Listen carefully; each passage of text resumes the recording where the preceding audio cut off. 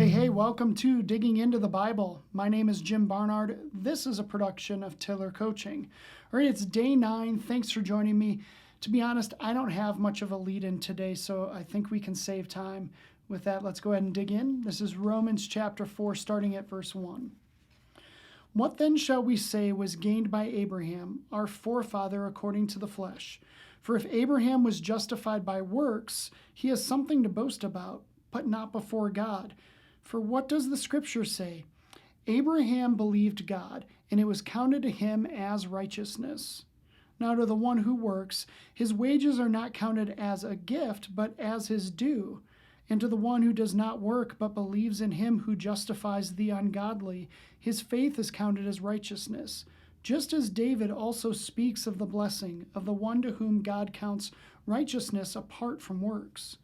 Blessed are those whose lawless deeds are forgiven and whose sins are covered.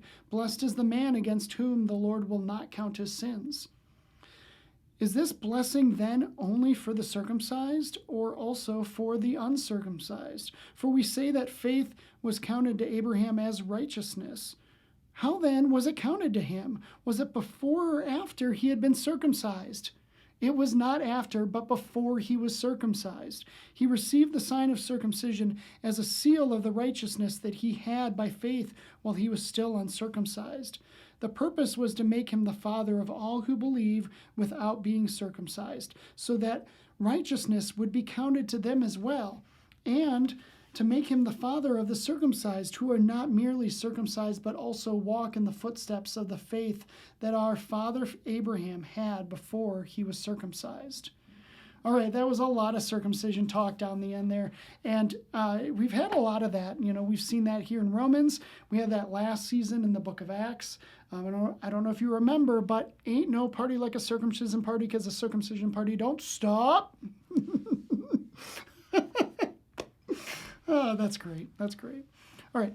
Let me begin to unravel some of this here for you. And honestly, if you got confused by all that circumcision talk, I encourage you to open up your scriptures and read through it a couple times, because it really does make sense and have some level of logic to it. But here we go.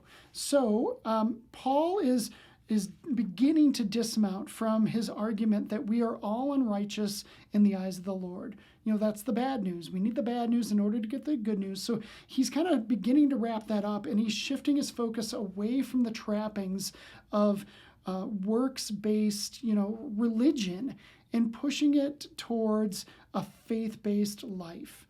And he does it incorporating the same theme of this is how it's always been for everyone. Think of Romans 3:23 yesterday.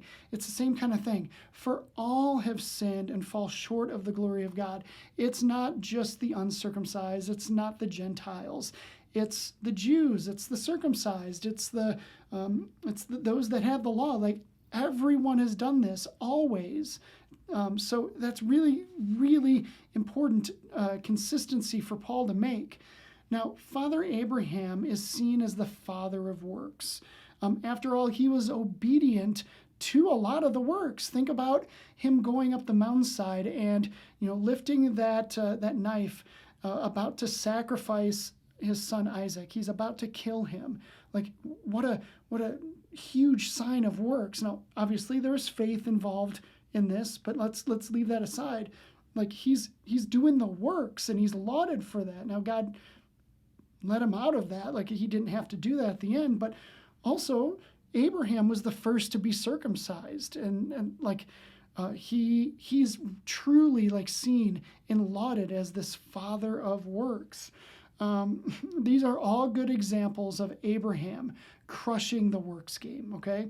So Paul calls back here in this section to Genesis 15:6 to reinforce the fact that Abraham's faith, not his works, his faith made him fatherly famous.